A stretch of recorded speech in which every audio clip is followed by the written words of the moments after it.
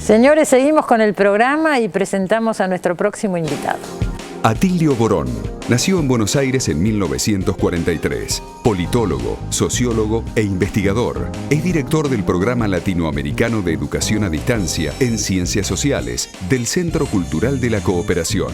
América Latina en la geopolítica del imperialismo es su último título publicado. Bueno, América Latina en la geopolítica del imperialismo se llama el nuevo libro de Atilio Borón. Retoma un poco el lado oscuro del imperio, su título anterior, y la tesis principal, empecemos por ahí, Atilio, es que vos asegurás que el imperio continúa con el mismo vigor de siempre, aunque hoy en día, digamos, hay como una idea de que pertenece, es un anacronismo, ¿no? Una cosa del pasado. Claro. La idea del imperio, del imperialismo. Claro, es muy complejo, ¿no es cierto? Porque continúa, pero fíjate vos que hay una declinación del poderío estadounidense, señalada por los grandes intelectuales de Estados Unidos, ¿verdad? Y los documentos oficiales que consulté para la publicación del libro, en donde se dice claramente que Estados Unidos tiene que enfrentarse a un periodo en donde su poder relativo en la arena internacional se va a ir mermando paulatina pero inexorablemente. ¿Vos crees también eso? Sí, yo comparto esa posición. Y sí, mira, hay datos muy concluyentes, ¿no es cierto? O sea, hace 20 años, 25 años, cuando vos decías comercio internacional, decías dólar. Hoy en día decís comercio internacional y menos del 60% del comercio internacional se realiza en dólares. Y la tendencia es hacia una muy precipitada caída de la gravitación del dólar en el comercio mundial. Cuando vos antes decías Estados Unidos se opone a tal política en tal país, o había un golpe de Estado o la política se cambiaba. Hoy en día, inclusive en América Latina, ves que Estados Unidos se opone activamente a una serie de países y no logra sacarlos del medio. O sea, hay una evidente caída en esa capacidad que antes tenía Estados Unidos de disciplinar dentro de lo que los estudiosos mismos americanos llamaron la Pax Americana, ¿no? Como antes la Pax Romana en los viejos tiempos, la Pax Británica. Y bueno, son todos sistemas que se construyen, que tienen un desarrollo y luego empiezan una decadencia lenta, lo cual no quiere decir que Estados Unidos se convierta en un país de segundo nivel o de segundo orden, va a seguir siendo pero el ya país... no con esa primacía. No, de ninguna manera. De ninguna... Pero y ahora, sin embargo, entonces, ¿por qué tanta preocupación por el imperialismo? Porque justamente cuando en esa fase de decadencia ocurre en Estados Unidos lo que ha ocurrido con todos los imperios, que se tornan mucho más belicosos y agresivos. O sea, la fase más violenta del Imperio Romano no es la fase de conquista, como mucha gente equivocadamente dice, es la fase cuando el imperio empieza a decaer, y ahí sí que se apelan a las formas más salvajes de represión y de tratar de control. Pero, Atilio, la presencia de Obama no puede aliviar en cierta manera todo esto. Es un presidente demócrata. No, mira, Cristina, los presidentes en Estados Unidos tienen un poder muy menguado, en realidad no tienen un poder efectivo de mando. Bueno, fíjate, eso se está notando con todas las medidas que propone. Que no pasan, no ¿viste? No solamente no pasan porque el Congreso no quiere, incluso hay medidas que él podría tomar que no van por el Congreso. Por ejemplo, cerrar la cárcel que hay en Guantánamo, que fue un tema que examinamos ahí conjuntamente. Él lo había dicho, ¿no? Sí, lo había prometido, dijo que en 100 días cerraba. Y seguramente la intención la debe tener. La tiene seguro, a mí no me cabe duda. Sí. Pero el poder real, fíjate que los politólogos americanos te hablan de un poder real y un poder aparente. El poder aparente es el presidente. El poder real son los lobbies, los grupos de presión, las grandes configuraciones. Ese es el imperio. Sí, claro, y esos son los que dicen. Ahora, fíjate vos, ellos ante la decadencia, que te digo, por eso el libro está plagado de citas de autores norteamericanos, ante la decadencia, ¿cuál es la respuesta? Bueno, en línea con la de todos los imperios, asumir una expansión muy violenta a lo militar. Fíjate que en América Latina, por ejemplo, al momento que yo terminé de escribir el libro, había 75 bases militares perfectamente identificadas y reconocidas. Están acá en dos mapas que hay en el libro, ¿no es cierto? Y entre que lo mandé a la imprenta y que el libro salió, agregaron una base más. O sea, hoy tenés 76 bases militares en América Latina y el Caribe. Y como dicen los propios autores de los Estados Unidos, si las bases están, en algún momento las vamos a utilizar. No es que están aquí solamente por una cuestión de divertimento, o para observar los pajaritos, o para mirar la... No, puede ser preventivo.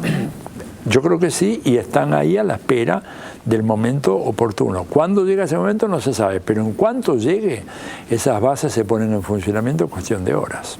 Vos decís en el libro que la globalización es la última fase del imperio, una frase por el estilo, ¿no? Sí, es una fase, digamos, superior, una fase en donde se llega a un reinado, por ejemplo, de los intereses económicos financieros que no tiene precedentes en la historia mundial, ¿verdad? Esto yo hace tiempo que lo digo, pero ahora inclusive gentes de un pensamiento muy conservador, como el vicegobernador del Banco de Inglaterra, un señor que se llama Charles Byng, ¿no es cierto? Es el número 2 del Bank of England, nada menos, y él dice más o menos lo mismo, que esto ha generado una crisis de inéditas proporciones, dice, nunca vistas en la historia de la economía mundial. Otra cosa que vos marcás, y que es cierta, es que decís que es inédita además porque la crisis es en los países centrales, no en la periferia. No en la periferia, claro. Estalló ahí, y además una crisis que se combina con otras crisis. Fíjate vos que cuando uno lee la historia de las crisis anteriores, la más importante de las anteriores, en el siglo XX, es la crisis del 29, ¿no? Que dura hasta el fin de la Segunda Guerra Mundial. Vos podés leer toda la literatura sobre esa crisis y la palabra petróleo no aparece una sola vez. ¿Por qué? Porque se suponía que petróleo habría para siempre y para todos los que lo precisaban. Lo que pasó fue que los que lo precisan, el petróleo ahora, son mucho más que antes, ¿no es cierto? Y ya no hay para todos, y por más que están avanzando en formas de explotación petrolífera realmente muy predatorias y además muy riesgosas desde el punto de vista de la sustentabilidad ambiental, lo cierto es que el petróleo tiene fecha límite de utilización en el 2050-2060. Y claro, estamos muy cerca, porque en el proceso tenés que hacer todo un cambio de la matriz energética, pasar de combustibles fósiles, petróleo en primer lugar, a combustibles renovables, ¿no es cierto? Y por lo tanto de carácter sintético, y esto implica, digamos, un esfuerzo gigantesco. Y esta es la gran preocupación. Por eso yo creo que las bases están de alguna manera planteadas de tal manera que se aseguren para Estados Unidos los insumos básicos, no solamente energéticos, llamarle petróleo el más importante, pero también minerales. Hay un poco en el estudio lo que demuestro es que para la industria de la defensa de los Estados Unidos hay 10 minerales que son absolutamente esenciales, que tienen que ser todos ellos importados. Y 7 de los 10 países que producen esos minerales se encuentran en América Latina. Por eso vos decís que tiene un rol estratégico América Latina, que muchos autores discuten. Y dicen que Estados Unidos ni siquiera mira a América Latina. Sí, pero esos son, ¿verdad?, esas falacias que con el paso del tiempo parecen convertirse en grandes verdades, pero para los Estados Unidos, cuando vos mirás la literatura especializada y sobre todo los textos militares y los textos de la CIA sobre los escenarios prospectivos, es evidente que esta es la región más importante del mundo, pero sin ninguna duda. Pero por otros recursos también, ¿no es cierto?, que están en falta, el agua. Tenés la mitad del agua del planeta y somos apenas el 7% de la población mundial. Digo, el resto del mundo se está quedando sin agua. El sudoeste de los Estados Unidos, donde tenés 2 grandes ciudades americanas, Los Ángeles, la número 2, San Diego, que es la número 6 o 7, se están quedando sin agua. Nosotros tenemos un excedente fenomenal de agua. Asusta, yo te juro que te escucho y asusta. Bueno, claro. Sí, vienen por el agua, digamos, no sé, entre otras cosas. Vienen por el petróleo, porque es una región que tiene mucho petróleo. Fíjate vos que el último informe de la OPEP publicado el año pasado habla de que el país con las mayores reservas petroleras de petróleo ya no es Arabia Saudita, es Venezuela. Entonces, bueno, hay mucho petróleo en Venezuela, hay mucho petróleo en Brasil, hay petróleo todavía en Argentina y puede haber más de lo que sabemos, hay petróleo en Colombia, vienen por el petróleo, vienen por los minerales estratégicos que decía recién. Cuando decimos vienen no nos referimos a Estados Unidos, nos referimos, digamos, a Vienen todos. A los poderes globalizados. Vienen todos, vienen Estados Unidos, los europeos, los chinos, los indios, pero los únicos que tienen bases militares son los americanos. Entonces, no es que son todos iguales, vienen todos. Hay que ver si es necesario apelar a las bases. Siempre tuvieron los gobiernos imperialistas, qué sé yo, socios menores en los países. Pero ya no confían en ellos, porque el panorama va a ser muy complicado. Vos viste seguramente una película, no recuerdo el título, ya la vi en Estados Unidos, Blade Runner. Se llamaba. ¿Cómo se llamaba en la traducción? No recuerdo, pero en Blade Runner, fíjate cuál es el escenario. Un mundo que se queda sin petróleo y pandillas que se matan por conseguir un bidón de 5 litros de petróleo. ¿Cómo decís en un momento del libro que es muy inquietante? ¿O el capitalismo o la humanidad? Algo por el estilo. Sí, yo creo que estamos ante ese dilema. Porque fíjate que el capitalismo, digamos, es un sistema histórico. O sea, todos los sistemas históricos surgen, se desarrollan y caen, ¿verdad? El capitalismo tiene contradicciones muy profundas, ¿verdad? Por ejemplo, no logra resolver un tema fundamental, que es distribuir la riqueza. Genera una riqueza fenomenal, pero el problema es que la concentra. No solamente, vos decís, en la Argentina, en América Latina, en Estados Unidos.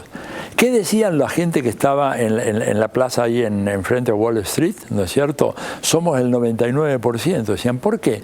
Porque cuando ellos miraron las estadísticas de los últimos 30 años, solo el 1% se benefició del crecimiento económico de Estados Unidos. 99% quedó a la vera del camino. ¿Te das cuenta? Ahora, esa contradicción el capitalismo entre los que tienen y los que no tienen la pudo más o menos manejar. ¿Cuál es la que no puede manejar? El ataque a la naturaleza.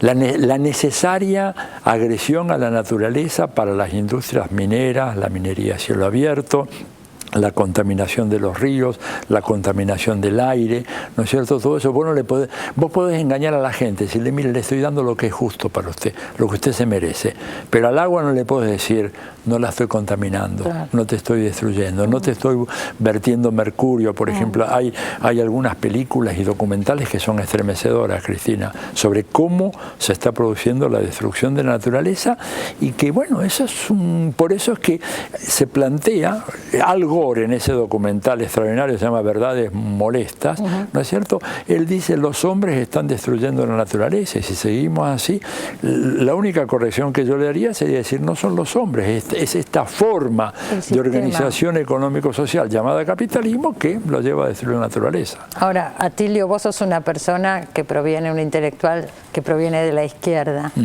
Desde el socialismo, desde la izquierda, ¿se plantea una alternativa? Porque también en la izquierda ha habido crisis. Seguro.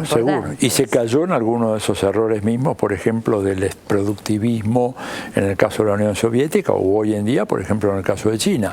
Yo creo que hay, fíjate vos, un nuevo planteo en el seno de la izquierda, que es lo que se llama el ecosocialismo, que tiene varios representantes muy importantes a nivel mundial, gente en Alemania, en España, en Francia, realmente grandes pensadores, que plantean la necesidad de un modelo de crecimiento económico, porque crecer tenés que crecer.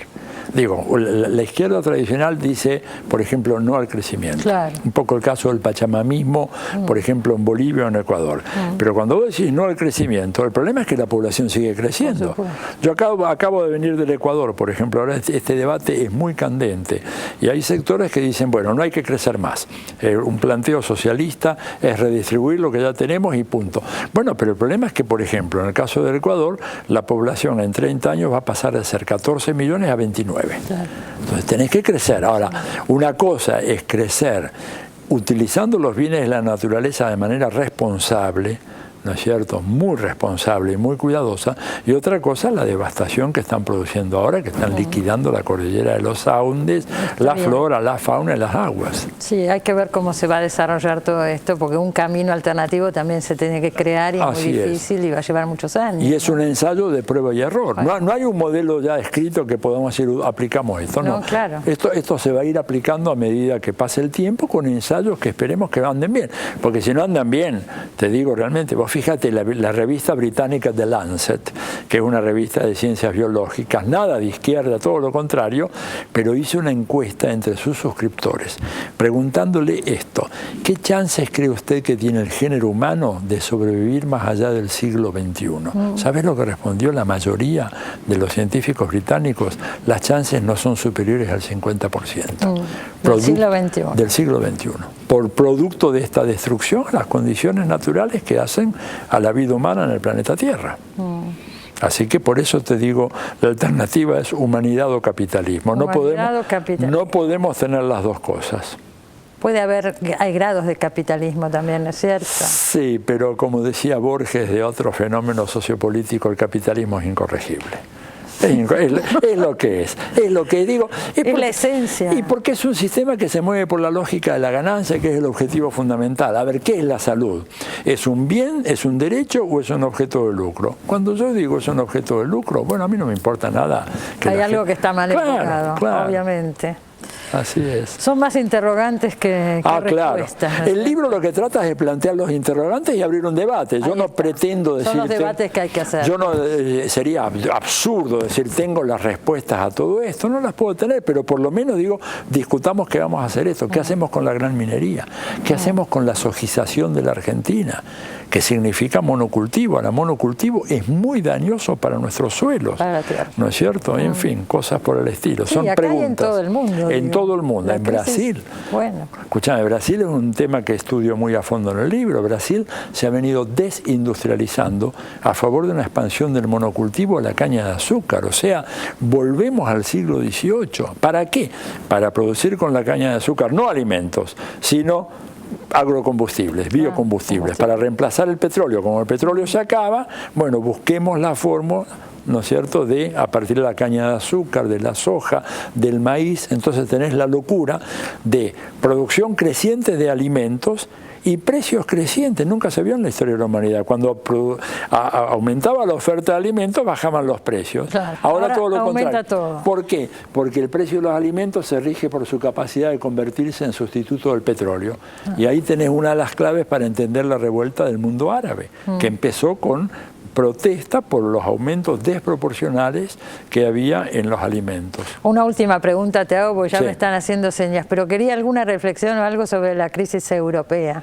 Esto que ha pasado ahora en Italia, por ejemplo, las elecciones. Es terrible, es terrible. Ese es el producto clásico del neoliberalismo. Lo pasamos en la Argentina, por suerte ya superamos esa etapa. ¿Por qué esa crisis de la socialdemocracia europea, el estado de bienestar? Porque la socialdemocracia europea dejó de lado los objetivos que le dieron origen hace más de un siglo y se transformó en gestora del capitalismo, pero de la peor versión del capitalismo, que es el neoliberalismo. Vos escuchás hoy a los socialdemócratas europeos y es como escuchar a los conservadores argentinos. Entonces, ¿qué políticas están aplicando, por ejemplo, los gobiernos socialdemócratas en Europa? Profundizando las medidas neoliberales, y el resultado es un holocausto social parecido al que sufrimos en la Argentina. No hay otra fórmula, tienen que salir de eso.